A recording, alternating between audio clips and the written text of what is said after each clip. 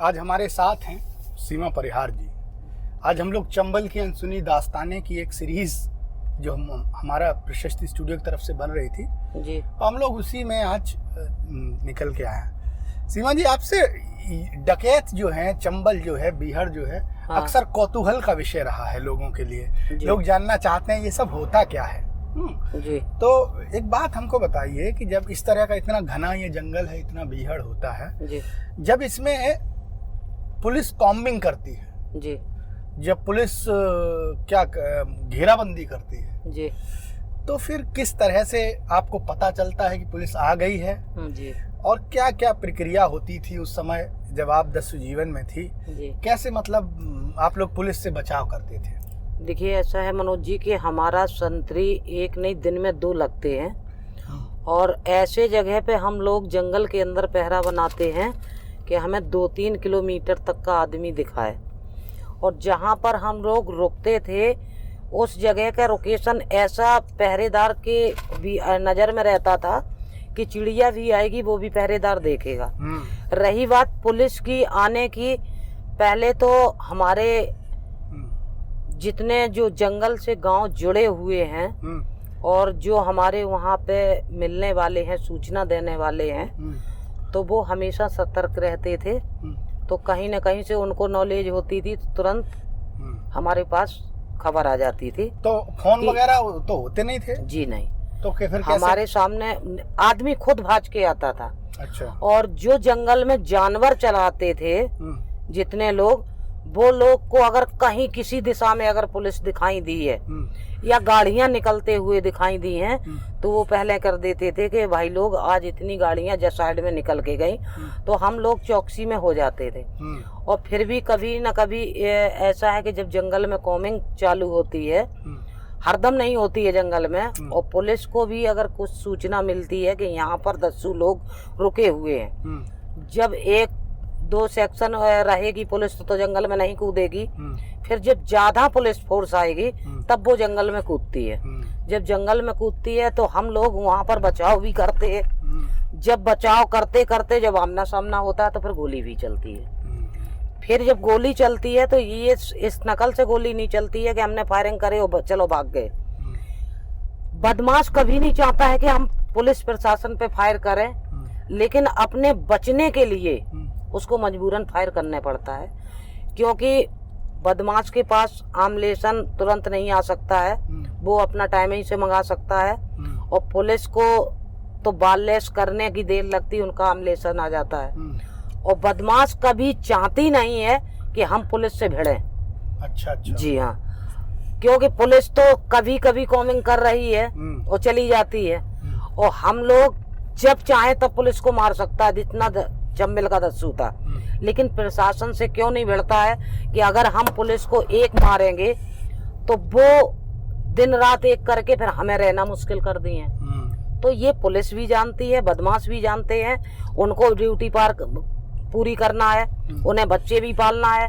और बदमाश के कोई बच्चा नहीं है। बदमाश की जब तक जंगल में रहता है तब तक उसका वही परिवार है, वही घर है, वही बच्चे है। अच्छा। तो 24 घंटा हथेली पे जान लेके रहते हैं, क्योंकि गोली लगती है, किसी के में नाम नहीं लिखा होता कि ये फलाने के ना लगे, किसी के भी लग सकती है। लेकिन सबसे बड़ी बात ये है कि मारने वाले से बचाना बड़ा होता है। तो मुझे एक बात बता जी। कुछ लोग कहते हैं कि पुलिस वाले भी डकैतों से मिले रहते थे। नहीं है? हाँ, ये तो गलत एक सोच बना दी। ऐसे 1-2 गैंग हो गए थे, जैसे हमारे यहाँ आपने सुना होगा निर्भय गुर्जर का, वो कभी कुछ दिन पुलिस से मिलके चला है, लेकिन लास्ट पे अंत उसका क्या हुआ है कि उसको खुद मरने पड़ा। अच्छा। और तो तुम्हारे मोहर सिंह थे, मलखान सिंह थे, फक्कड़ बाबा थे जो राम आश्रय तिवारी है, लाला राम थे, इनका किसी पुलिस वाले से मिलाप होके नहीं चलता था। क्योंकि पुलिस से अगर बदमाश दोस्ती करके चलेगा तो वो पहले पुलिस वाला जोन थाना एसओ आएगा, वो ये कहेगा अपना एक सदस्य मार के दे दो और आप हमारे जंगल में पड़े रहो, हमें कोई मतलब नहीं। अच्छा। जब एक थाना एसओ आएगा, उसको अगर हम किसी सदस्य को मार के देंगे, दूसरा आएगा वो मांगेगा। तो बदमाश कभी नहीं चलती है। लेकिन ये बदनाम कर दिया, 1-2 गिरोह ऐसे थे, उनने बदनाम कर दिया कि पुलिस से मिलके चलते हैं। अच्छा अच्छा जी अच्छा। हाँ। अच्छा, दूसरी बात ये है कि जैसे जी। पुलिस होती है, हाँ जब आमना सामना मुठभेड़ का हुआ, हाँ जी। जैसे मान लो एक तरफ डकैत पड़े हैं हाँ और एक तरफ पुलिस है, दोनों। हाँ जब आमना सामना होता था जी। तो पुलिस के पास तो आधुनिक हथियार होते हैं, हाँ या वो 303 की राइफल वगैरह, जी। तो आप लोगों के पास ऐसे हथियार होते थे जो आप उनसे मुकाबला कर पाए? जी हाँ। अच्छा। ऐसा है कि जब तक बराबर की राइफल नहीं होगी तब तक टक्कर नहीं ले पाओगे। अगर 12 बोर से अगर चम्मिल की बदमाशी जो बदबागी हुआ है, और अगर वो चाहे कि 12 बोर की या डबल बैरिंग के बंदूक से हम दस्सू बन जाए, नहीं बन पाएगा जब तक उस पर बड़ा औजार नहीं होगा। जैसे 303 है, SLR है, ये लंबी स्पीड की कनम है, और ज़्यादा है तुम्हारा 315 राइफल चल जाएगी, इसके अलावा फिर नहीं चले। ये 12 बोर तो भीड़ के लिए है, जैसे किसी को थोड़ा बहुत छर्रा दिया, इससे बागी कोई नहीं रखेगा, एक आध शौक के लिए रखता है। चलो अच्छा, ये तो बात चलो ये हो गई जी। अच्छा, एक बात हमको बताइए, जो हथियार आते हैं आप लोगों के पास, हाँ। आते थे हाँ इतने इतने आधुनिक हथियार, कोई कहता है किसी के पास LMG भी थी, जी। है? हाँ light machine gun, stand gun, जी। और तमाम सारे जो आधुनिक, और ये जो AK-47 तक डाकुओं के पास पकड़ी गई, जी। ये आते कहाँ से हैं सब हथियार? बाहर से आते हैं। तो आप इसकी सप्लाई कौन करता है? सप्लाई ऐसा है कि अब उसका नाम तो नहीं हम बता सकते नहीं, हैं। नाम तो पता नहीं है। पब्लिक के द्वारा हम बाहर से मंगाते हैं, हाँ। लेकिन जब तक वो दस्सू के पास में आती है, जो 20 की चीज होती है तो 50 में पड़ती है। तो पब्लिक मतलब हम अच्छा, लोगन पब्लिक के लोग तो ये पूरा एक तरह से एक सिंडिकेट टाइप का एक चेन होती है। जी हाँ। अच्छा अच्छा। तो अब ये बताइए कि जो पुलिस पे औजार हैं वही दस्युओं पे औजार हैं, तो ये पुलिस का औजार फिर दस्युओं पे पहुंचा कहाँ से? तो ये तो पुलिस वाले ही पहुंचाते होंगे। कहीं ना कहीं से ऐसा है कि कहीं कहीं पब्लिक के ढिंगा भी दबे हैं। बहुत सी जगह आपने सुना होगा मनोज जी, अगर पेपर के द्वारा या मीडिया के द्वारा कि वहां पर पुलिस मारी गई है, तो कौन मारता? दस्यु नहीं मारते हैं, कोई गवैया ही मार देता है।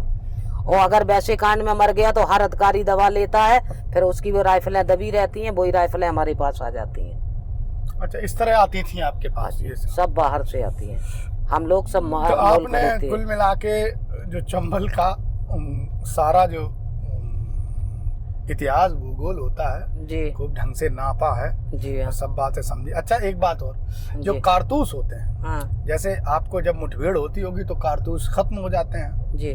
तो वो कारतूस किस जरिए से आते हैं? उसी जरिए से जिस जरिए से हथियार जिस आते जरिए से हम लोग हथियार मंगाते हैं, हैं। उसी जरिए से हम कारतूस मंगाते हैं। अच्छा। जब मनोज जी हम बात को बता रहे कि जब हमारा खुद का अपहरण हुआ था, जब मैंने लाला राम को कारतूस मंगाते हुए देखा था, तो उस टाइम पे कारतूस 315 का 15 रुपए का हम लोगन के पास आता था। अच्छा। उस टाइम पे वो ही कारतूस लेते लेते लेते लेते 150 का कारतूस मिलता था। इतनी महंगाई बढ़ी है। इतने ज्यादा पैसे आप पे कहाँ से आ जाते थे?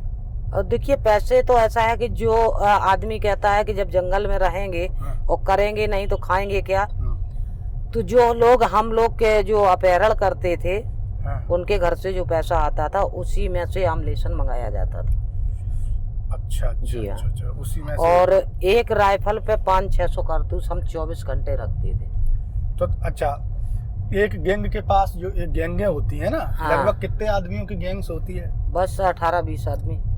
18-20 आदमियों की गैंग होती है। उन बस। पर हथियार कितने होते थे? सब पे एक एक सब पे जो गैंग का मुखिया होगा उसके पास बड़ा हथियार है। बड़ा हथियार रहेगा। फिर जो मुखिया को जोन अच्छा लगे, पीछे भी देख जना, जो मुखिया को अच्छा लगे वही औजार रखेगा। अच्छा। जैसे लाला राम है 303 रखता था, हमारे गैंग की हम बात कर रहे। अब जैसे फक्कड़ राम आश्रय तिवारी, जो आपने नाम सुना हो, आजकल वो जेल के अंदर हैं, वो सेमी रखते थे। उनको शुरुआत से सेमी अच्छी लगती थी तो वो सेमी रखते थे। कुसुमा नायन है, आज जेल के अंदर है, वो 303 बांधती थी। आप कौन सा हथियार रखते? नहीं, मेरे पास 303 थी। अच्छा, आप 303 रखते थे। तो आपको तो बड़ा अनुभव होगा हथियार चलाने का, भागते दौड़ते। ऐसा है कि मनोज जी, पहले तो इसमें दिलचस्पी नहीं थी शुरुआत में। जब रहते रहते जब इतनी सालें वहाँ गुजारी हैं, तो अनुभव इतनी जल्दी हो गया था। जो आप सेमी हमने जो बताए, रिपीटर औजार है, इसमें 8 कारतूस आते हैं, 8 की मैगजीन लगती है। और उस टाइम पे जब हथियार के साथ में मैं रहते थे तो 5 मिनट नहीं लगते थे, मैं पूरी एक एक पुर्जा करके वो का नाम जी सेमी को खोल देते थे और 5 ही मिनट में जोड़ के फायर कर देते थे। इतनी फुर्ती थी उस टाइम पे। तो अब आपको हथियार छुए कितने साल हो गए? कोई नहीं, अभी तो ऐसा है कि वैसे हथियार छुए तो काफ़ी दिन हो गए।